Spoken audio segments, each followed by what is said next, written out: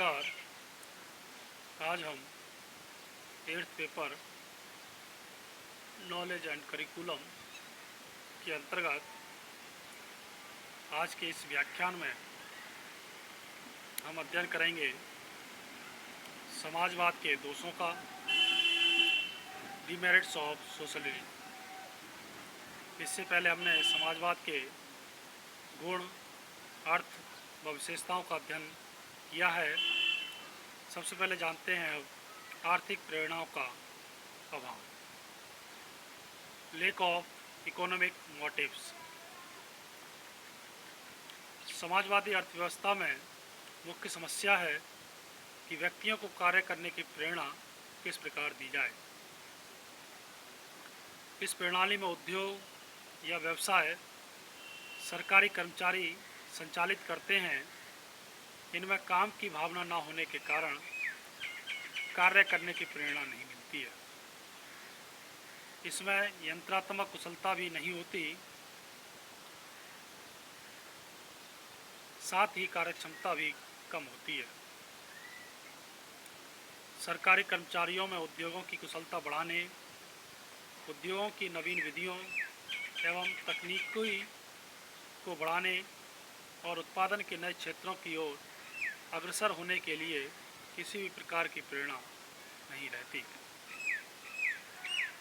आर्थिक तंत्र में नौकरशाही, ब्यूरोक्रेसी इन इकोनॉमिक मशीनरी। समाजवाद में नौकरशाही का प्रभुत्व रहता है। इसमें निर्णय लेने में देरी होती है। नौकरशाही और राजनीतिक प्रभाव के कारण समाजवाद में प्राधिकरण, अलिनेशन होने लगता है। उच्च अधिकारियों में अनभिज्ञता और सामाजिक संपत्ति के प्रति लगाव हो जाता है। वे संपत्तियों की बर्बादी को नहीं रोकते। शासकीय नीतियों का कार्यान्वयन शासकीय अधिकारियों द्वारा होता है, अतः वे मनमानी करते हैं और नीतियों के सफल संचालन में रुचि नहीं लेते। उपभोक्ता की संप्रभुता का अंत, end of consumers sovereignty. Samajwadi अर्थव्यवस्था में उपभोक्ताओं को चुनाव की स्वतंत्रता नहीं होती। राज्य सामान्य मांग के अनुरूप वस्तुओं का उत्पादन करता है। वह सार्वजनिक हितों की अधिक चिंता करता है, इसीलिए उपभोक्ता के चुनाव की स्वतंत्रता समाप्त हो जाती है। वर्तमान समाजवादी व्यवस्था में इस बात का प्रयत्न किया जाता है कि उपभोक्ता की रुचि, इच्छा और मांग के अनुरूप आवश्यक वस्तुओं का उत्पादन किया जाए। प्रोफेसर मीड के अनुसार रूस में नए प्रकार के फर्नीचर और कपड़ों की प्रदर्शनी लगाई जाती है और जनता के चुनाव को अंकित किया जाता है। उनसे यह भी कहा जाता है कि उन वस्तुओं में चुनाव का क्रम अंकित करें। वर्ग संघर्ष और आर्थिक असमानता, class struggle and economic inequality. आलोचकों का मत है कि समाजवाद में किसी न किसी रूप में वर्ग रहते हैं। एक इंजीनियर को सामान्य श्रमिक से अधिक वेतन मिलता है, जिससे वर्ग संघर्ष को बढ़ावा मिलता है। समाजवाद में आर्थिक समानता भी पूर्ण रूप से स्थापित नहीं हो पाती। जैसे सोवियत रूस में भी पूर्णतः धनिकों और गरीबों का भेद अभी तक नहीं मिटा है। वर्गहीन समाज का विचार मात्र एक कल्पना है। प्रतियोगिता के अभाव के दोष, defects of lake of competition. समाजवाद में उत्पत्ति के साधनों पर सरकार का नियंत्रण होता है, अतः कोई भी व्यक्ति उत्पादन की मात्रा, वस्तुओं के गुणों में वृद्धि और मूल्यों में कमी का प्रयास नहीं करता। सरकार की स्थिति एकाधिकार जैसी होती है। प्रोफेसर टिनवर्जन ने कहा है, अपर्याप्त प्रतियोगिता के कारण समाजवाद में आर्थिक निर्णय मनमाने ढंग से लिए जाते हैं।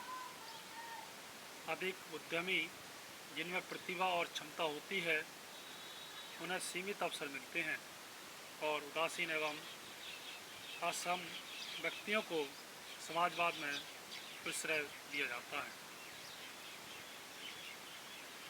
स्वचालित आर्थिक तंत्र का अभाव, lack of automatic economic system. इस तंत्र में स्वचालित तंत्र का अभाव होता है क्योंकि आर्थिक क्षेत्र में राजनीतिक प्रभुत्व बना रहता है। आर्थिक निर्णय राजनीतिक दलीय आधार पर लिए जाते हैं। साधनों के आवंटन के आर्थिक मापों की उपेक्षा की जाती है। उत्पादन, वितरण एवं विनियोग के समस्त कार्य एक केंद्रीय संस्था द्वारा कुशलता से संचालित नहीं किए जा सकते।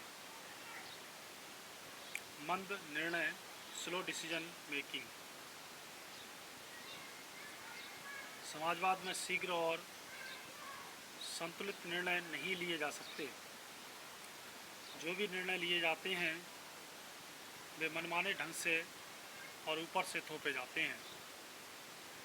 शासकीय अधिकारियों के हाथों में समस्त शक्तियों का केंद्रीकरण होता है, अतः आर्थिक क्षेत्र के निर्णय लेने और उनके क्रियान्वयन में विलम्ब होता है। इसका प्रतिकूल प्रभाव देश के आर्थिक विकास पर अवश्य पड़ता है। विशाल जनशक्ति की आवश्यकता, need of vast human power. नियोजन को बनाने, विभिन्न विवरण तैयार करने के लिए और उसके बाद क्रियान्वित करने के लिए विशाल संख्या में कर्मचारियों और अधिकारियों की सेवा की आवश्यकता पड़ती है। इसका परिणाम होता है कि राज्य का बहुत सा धन अनुत्पादक क्षेत्रों में व्यय हो जाता है। भ्रष्टाचार और अनियमितताओं को प्रोत्साहन, encouragements of corruption and irregularity. Professor Mead ने बताया कि समाजवाद के अंतर्गत देश के आर्थिक जीवन पर सरकारी नियंत्रण होने से भ्रष्टाचार की कुप्रथाएं प्रचलित हैं। समाजवाद में सरकारी कर्मचारी योजना बनाते समय धन और समय की कोई परवाह नहीं करते, इससे साधनों का अपव्यय होता है। ये थे समाजवाद के दोष। धन्यवाद।